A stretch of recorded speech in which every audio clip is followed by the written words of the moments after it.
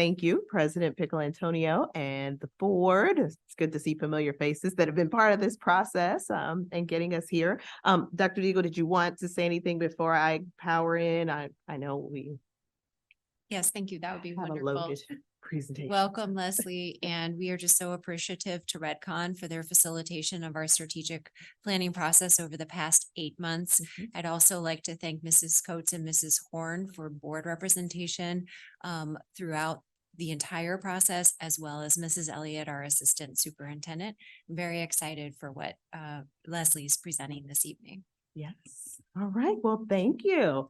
So I am Leslie from Redcon. We're based in Cincinnati, organizational development firm. And this is what we do. We help organizations, school districts, and the likes build plans of what we say for you, by you. And so I think as we go throughout this, you'll see where those collaborative pieces and that stakeholder engagement have come to life through this plan.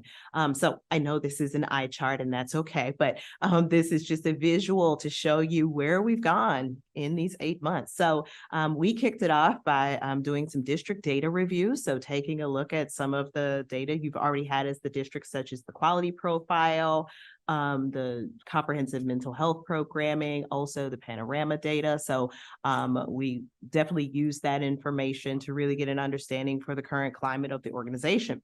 And then from there, we use that to inform our listening sessions and how we would go about engaging all the stakeholder groups. And so you'll see on that list there, we had listening sessions, as well as survey participation from students, staff, parents, the entire range of stakeholders, which we believe is so important. And so anytime we're working with an organization and they say, yep, we want to hear from all the voices, we're like, yes, you're already set up for success in that. And so we believe strongly in that. And then those listening sessions really informed how we went about our actual development of the strategies for this plan. You'll also recognize that we've had various feedback loops built into this. So it was a collaborative process with these stakeholders being able to provide input at various parts of this as we move forward. And so I would like to share some of the general sentiments that we observed throughout all of our listening and connection. So highly engaged. Right. So your stakeholders, they're here, they care about the district. It's important to them. And you'll see a word graphic where it's you'll show what's important to the stakeholders. But there was appreciation for the current mission and vision, but wanting to see what are some of those action elements that could be included as we move forward, an opportunity to reset and improve communication. So we found communication gaps across all stakeholder groups, a district this size, natural occurrence. And so just keeping that at the forefront, I think you'll see that come out in the plan as well of how we can get better. And then just general nervousness for the current educational climate. And what that simply means is that school districts are required to do a lot as it relates to the holistic development of students and being a resource and support for all the members of the school district. So just keeping that in mind, because it requires a balancing act when you are trying to balance all of these different priorities. And then overall, we observe pride. So the people that are here believe strongly in the district and want to see the district do well. So those are just some of the sentiments that we saw come out, and some of the things that we wanted to make sure that we kept at the forefront and used as what we call building blocks for this plan. What are those things that are already working well that we could continue to build on while keeping in mind some of the things. So if you think about the common themes here, these were the things that we heard over and over. These are the things that are of importance to the stakeholders. And so we know that communication piece, as we mentioned, those communication gaps that exist, district-wide expectations for faculty and staff interactions, just wanting to get more clarity on that, making sure that was at the forefront as we develop this plan. And then also student safety and comfort. Okay, so trust building at all levels, as well as the previous administrative culture in how strategies were deployed. So really making sure that stakeholder engagement was valued, and also create processes and systems to allow that to be heard. And so we view the common themes as those things we want to keep at the forefront to make sure that we're solving for as we go about developing strategies. And then the critical priorities. So these were the things that bubbled up as most important for the district to continue moving forward and serving students in the best way possible. So communications again comes up, clear roles and responsibilities, also continuing with the diversity, equity, and inclusion efforts that are happening around the district. And I do also want to say that as we reviewed district data, district reports, and insights, we kept those at the forefront. Those are overlays to this plan. So we're not using this plan to replace anything, but you will see that we're trying to build in some of those elements from the other plans as well, and other insights documents. And the continuity of curriculum throughout the student journey. So I don't know if you saw me over here was kind of jumping out my seat like, this is great. All of these things are going to be made better by this strategic plan that has been developed. I mean, the processes are already underway, but the questions related to the continuity and how early do we get this course offerings guide, you'll see when we get to pillar 4, we start to talk about district efficiency and how do we build some of those processes in, as well as the student success pillar. So you'll see that all these pillars are going to work together and strengthen each other as we go forward with them. So not to steal the thunder, we're getting there. Oh. All right, so this is the slide that I was mentioning when we talked about the overall perception and what are those things that we heard a lot with that were resounding as we talked to stakeholders. And as you see those words, good positive perceptions among stakeholder, and then that pride, as you can see, is the largest there because that's what we heard over and over again. So something to be proud of, and also a starting point for us, right, to just continue to leverage that. All right, so when we start to talk about what is it that we are wanting you all to see tonight, to discuss, we are bringing forth a revised vision, revised mission, and updated values. And so when we think about that, we wanted to make sure our vision and mission were updated to really represent and drive home kind of that North Star guidance of what is it that we want to deliver for students. We want to make sure that everyone who's responsible for delivering those things knows. We want to make sure that students know what's important to us and what we value. And then ultimately those things are going to be carried out in the framework. Okay. And Leslie, if I could interrupt, one of the things that I was most impressed with is our data said that our community appreciated our current mission and our vision. They understood it. They didn't think there was anything wrong with it. And then when we went internal and we asked our staff, our administrative team, and our Board of Education, what do you think of this? Everyone said, yeah, it's good. We can go further. Yeah, let's be more aspirational. Let's reach a little further. Let's be more concise in what we want. So we spent a lot of time really thinking about the mission and vision, even though we could have just left it. And I'm really proud of what we're going to be presenting to you based on that feedback, particularly from our administrative team and our Board of Education. Absolutely. Thank you for adding that piece. Very important. All right. So when we think about how are we going to inspire learners and build futures, you'll see that this is I think I locked up here. It's not advancing. There we go. Okay. So the theme of this strategic plan is inspiring learners, building futures. And so we know that the district does a great job. In fact, during the sensing, we asked, what are the areas that you're most proud of? What are the things that the district does really well? And the top three were academic excellence, course offerings and instruction, and extracurricular activities. And so when you think about what a school district is responsible for delivering, you got it, right? And so we are ready to go to that next level of not just delivering academic excellence and the course offerings and instruction, but making sure that students and graduates can take these skills, apply them in their future. And you'll see that it comes out loud and clear as we think about our updated mission and vision. And one add there, the inspiring learners and building futures.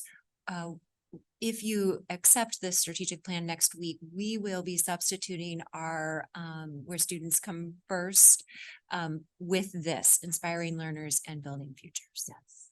And you will also see that we're not abandoning students come first, Right. because that is one of our values in this plan. So just really continue to go to the next level. Right. All right. And so taking a look at the revised vision statement, I'll give you a second to read that. But we think it reflects the ambition of the district to really prepare students to be ready for a global society. It acknowledges challenges and also opportunities. So that part about champion pathways to success for all, that's what I heard when I just heard the course offerings updates. I heard that we are championing pathways. We are making sure that we're enriching the student experience, and we're making sure that we're igniting the passion for learning. One of the ways you do that is to make sure that students can see their interests play out, and they're able to come here to the buildings every day and really see those interests come to life. And so I think that presentation right before me just really is the vision, right? Good job. And then when you think about the mission, empower students for lifelong success by ensuring that student learning, and I want to point out that when we say student learning, we're not just talking about the academics. We are also talking about skill development. We're talking social, emotional well-being. We're talking about that mental well-being. When we say student learning, we are talking about the development of the student in all aspects. As a top priority, preparing each student to continually thrive in an ever-changing world. And one of the things, another thing I want to point out is the word each student, making sure that we are championing those pathways, enhancing and enriching the student experience so that each student can find those pathways, right? So we talked a lot about the 4 E's as we went through this development process, making sure students that want to pursue any of those have the skills and tools to do so. All right, so getting to our values, again, I mentioned at the top, students first. So that is carrying through there, but we've got integrity, collaboration, inclusivity, empowerment, and excellence. And so there are detailed descriptions there of each of those, but these values came from collaborative input from the group. And these are those, the compass pieces, the things that we're going to keep in mind as we carry out this plan. And so I think these values are clearly defined with input from the group, but then also some like a tent pole that we can really use to bring this plan to life. And before we narrow those values down, Leslie, I remember we had a 2-day work group with between 35 and 40 individuals from across our stakeholder groups. And they were, you took us through some exercises where they didn't know they were doing this, but you were indirectly asking them what they valued the most about our school district and our community. And then we were able to collaboratively narrow this down into 6 items. Inclusivity, I just want to point out one more time, you spoke to this. We have a beautiful equity plan that was developed before I came to the district with the leadership of many here around this table tonight. That is staying in our district. We're in year 2 of implementation of that equity plan. That is not going anywhere. Absolutely. It's just that connecting point, making sure that it's part of what we do. All right. Okay, in the moment we've all been waiting for. Yeah. All right, so when we get to the strategy and we start to think about it, you'll see what is going to be presented in just a second. Just the framework components are the priority areas. So there are 4 priority areas, an overarching goal of that priority area, and then some strategies. Now, tonight you're looking at the framework. Once we go through the framework, we'll talk about next steps and how we're going to actually bring this to life. So this framework is just the starting point. I will say that. All right. So here are those strategic priorities. And so as we start to think student success, naturally, it's got to be there. It's why we're all here. It's why we're in this room. But then we also look at the connection and the interconnectedness really of all of these things, but educator empowerment. Empowered educators that are given the tools and resources they need, that are fully supported in what they're doing, are naturally going to contribute to student success. Partnership. Driving efficiencies. How can we get the entire community in? I actually heard partnerships mentioned in the previous presentation. So already doing it, but how do we systemically, how do we build efficiency so that these are natural things that happen? And that's that fourth pillar when we think about organizational efficiency. So we know that there are things that we're already doing at a really great level. How do we scale that? How do we make that bigger? How do we make sure that it's a part of those questions that we ask before we move forward with anything of who's our partner? How can we make this most efficient? How do we make sure the people that need access have access? Okay, and so just wanted to talk about the interconnectedness of all four of these, and then we'll break each one down separately. All right. Oh, sorry, went too far. There we go. All good. Partnership for all. There you go. All right. So student success, create accessible and developmentally appropriate learning environments. And so already happening. We heard it, but how do we get to the next level? So upholding the values of the district. So when we think about what's important, what do we want every student coming through our doors and ultimately exiting at graduation as a graduate? What are those things that we want to make sure those students have when they walk out of here? So when we think about upholding those values, obviously there will be some work done to make sure that we can clearly define that for the district and everyone knows. But keeping that as the forefront of a strategy. How do we uphold that? Embedding transformative practices in curriculum design, instructional strategies. And so when we think about transformative practices, we're thinking about them as positive changes, impactful changes that are happening for the student. So getting them from one place to the next with applicable skills and things they can use. Incorporating pathways that allow students to explore and pursue their passions, right? Whole student. I can't say that enough. And then prioritizing student mental health, personal growth, and well-being. So remember that student learning that we talked about in our mission, we're bringing it to life here in the student success pillar. And so these are the strategies, and then we'll talk more about how the actions get created, but keeping those in mind as what is going to really drive student success. And then moving to educator empowerment, again, upholding the values of the district. So direct strategy that connects these two pillars, establish and nurture high expectations for students and staff, build and sustain a culture of transparency and accountability, and then engage in professional learning that supports innovative practices that allow us to better support student success. Okay. And so enhancing we talked staff. a lot about the word innovative and transformative, Yes. and where we landed, I'm really pleased with, because we want our educators to feel empowered to try new things, to be innovative, but we want to be sure that they are transformational to students. We don't just want to throw innovations in the classroom for innovation's sake. We want to make sure it's connected to transformation of our students. So we like that crosswalk between those two terms. Absolutely. And we know educators and educational staff are the heart of any district. So wanted to make sure that we called this out. And that's why this pillar is titled Educator Empowerment. And all of our staff is involved in Absolutely. education of our students, no matter their Absolutely. role. Absolutely.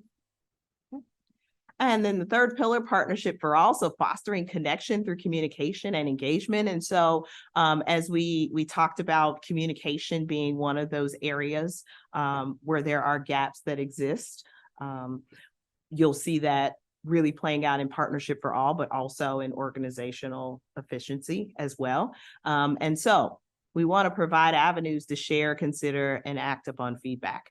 And so one of the things that's important, and I heard Tia say several times, student voice, student choice. And I think just really embodying how do we bring that in a systemic way? How do we make sure that it's built into all that we do? Okay, so that's where that comes up. Timely, consistent, and accessible communication. This also is another connecting point between like the district equity plan as well.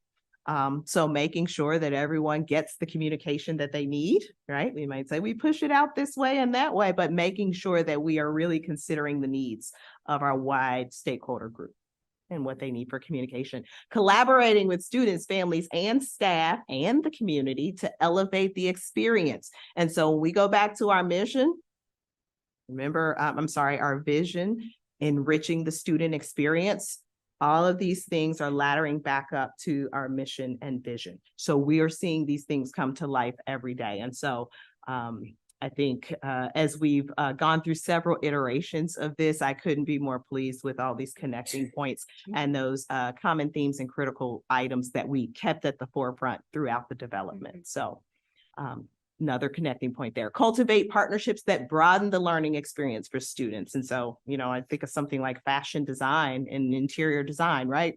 We're going to need some partnerships there, right? Because that's not something that would traditionally just be expertise that would be available in the room. And so as you're serving the wide range of needs of students, it's also important that we connect that to that partnership pillar. All right. And then the last pillar, organizational efficiency. So optimizing processes for accessibility and distribution of resources. Again, another equity connecting point, but also another way of how do we drive this efficiency? How do we make sure that the great learnings and the ideas, for example, that the board had around the course offerings, how do we make sure that we're able to apply that to other processes throughout the district? Leveraging technology to improve systems and operations. And again, in the same vein as the innovation conversation that Dr. Deagle brought up, not just technology for technology's sake. What are those things that are going to help us be more efficient and effective at delivering? And then connecting and using the relevant data. This is one thing to collect and have the data, and it's another to do something with it. And so what are those processes that we can put in place to make sure that we're able to use the data that's coming in?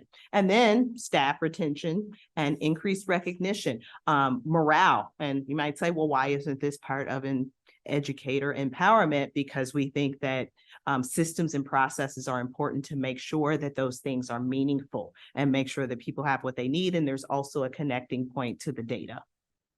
So that's how this one netted up in this pillar versus educator empowerment. All right. So I know that was a mouthful, and this is the framework in a one-pager format, but what I just went over for each of the pillars is what you see here. And should I stop here and discuss before next steps, or would you like Let's go on to next steps, because I think it'll pull it all in, and then we'll take questions. Okay. All right. And so you're like, Leslie, this all sounds great. The strategic development team did an amazing job of building some strategies and creating a vision, mission, and values. But how do we bring this to life? Okay. So our next steps are going to include an implementation plan. So one of the first things with an implementation plan is what's your communication rollout, right? How do we make sure that we're rolling this out to all the stakeholders, because buy-in is going to be important. And I will say that throughout these feedback processes, we've seen buy-in, we've seen people continuing to care about this process even 8 months in. And so that speaks a lot. And so making sure that we get a communication plan together. But behind the scenes, we are going to be working on who's responsible for each of these. What are the implementation teams or the task forces that are going to be working on this? Those groups will be responsible for creating the action plans for the strategies. And so one of the things that we want to stress the importance of is you all are the experts on the district and the processes and the systems, and RegCon has expertise in organizational development, implementing plans and things like that. So we're going to marry those two levels of expertise, utilizing best practices to really develop some solid action plans for each of these strategies. Okay, so we're not stopping there at the framework. Now, this is really an eye chart, but this just gives you a glimpse at the process of developing the action plan. So in that first column, it really is the pillar. So student success, there were 4 strategies there. So each of the strategies are written out. That third column, SMART goal. So there will be a SMART goal for each strategy. So SMART, specific, measurable, actionable, realistic, timely. And it connects to like the 7th pillar where you'll see metrics and measurement or measures of success. But as those key actions start to get developed, there's also kind of the calendar that walks through, this is going to be started in January 24. It will be completed in September 24, as an example. So for each of those strategies and the key actions, we're going to put a timeline to it. As you start to get to some of the columns on the right, that I know are hard to see, but you will see that a responsible party will be assigned, or responsible parties. Who are those accountable parties that are going to make sure that this strategy gets carried out, and making sure those checkpoints are in place as we track progress. But some of the last columns you will see are resources needed, making sure that we're doing some intentional thinking around the resources that are needed to make sure each one of these things can be a success. Also looking at barriers and potential challenges. What are some things we already know that exist that might be a challenge as we go into this plan, so that we can solve for them? And then we're also thinking about cultural considerations, right? Organizational and cultural considerations. Are there some trainings? Is there some professional development that we need to do to make sure? Those are just some examples of what might go into that column. So not leaving you in a lurch, right? With just this framework, making sure that there will be an actionable plan to it. All right. So with that said, a lot to process. Any questions? So what's for review for the Board of Education, of course, is the mission, the vision, the values, and the framework that's been provided. And as Leslie said, RedCon in their data collection has proposed several action steps for us to take. We're going to crosswalk those against educational research, best practice, what we're already doing in our district, and begin to create goals and action steps for that work. We also have given a lot of thought and had some conversation to how you represent a strategic plan in a classroom.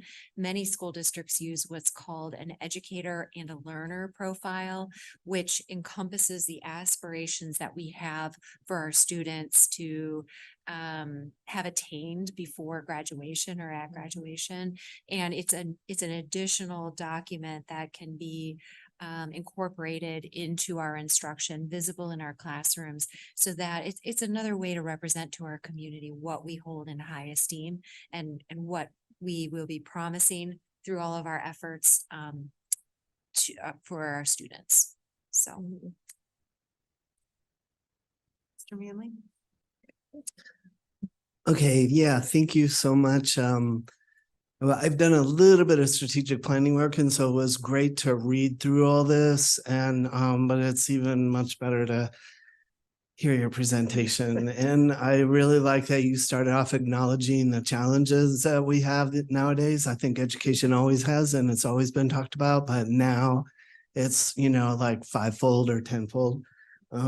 So I love that you have take the respect of the past and tradition and, you know, where we're coming from, and, you know, fold it in and acknowledge it and incorporate it. So I love that. Thank you for that. And I would like to ask a question. Sure. And I like the part where you talk about just what Superintendent Deagle was talking about, like integrating it and putting it together, and using them as building blocks and the mold, and what you talked about with the staff and the recognition aspect and how come it's in a different category. Yeah. Like, I'd like to hear more about how that happens. And it also makes me think of, like, just when you have these values and you have the intent, that's one thing, but putting it into action is a whole nother skill and model or thoughtfulness or goal. And you know, the intent is all good and everything, but like having it happen, and I can already see, like with our district, I feel like a lot of that does happen naturally, and we see it in our classroom, we see it amongst our staff and admin. So love it all. Yeah, good.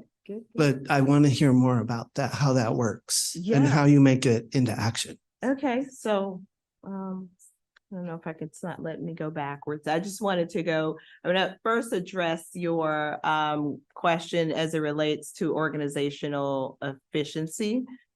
and the staff retention piece, and then I'll go back to the values. But when we think about retention of staff, we had lots of conversation about retention of staff, making sure that staff wants to be here, giving them the tools that they need. So it's in organizational efficiency because a lot of it is how well we onboard. Do we set them up with mentors? Do we have a buddy system? Do we have regular checkpoints to make sure someone's not getting swamped in their first quarter, I guess, within the district without any support? And so those things are actually operations based, and how to make sure we have well thought out and meaningful onboarding, and also check-ins.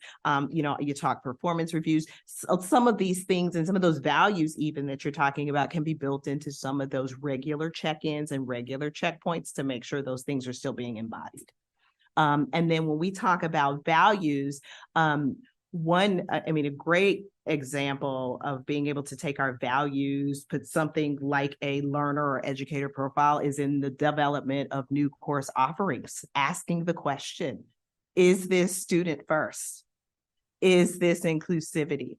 No shortage of going back to the values, but making sure. And if you read through the descriptions, you'll see that some of those things are built in and can be systemically created, or systems can be created to support those things. But even simply asking the question, if this is our North Star and this is our guiding document, then everything that we do, is it championing pathways? Is it enriching the student experience? Is it igniting passion? And then go on down to the mission. And that's really how a district or any organization can really embody these things and bring them to life, versus just being words on a page.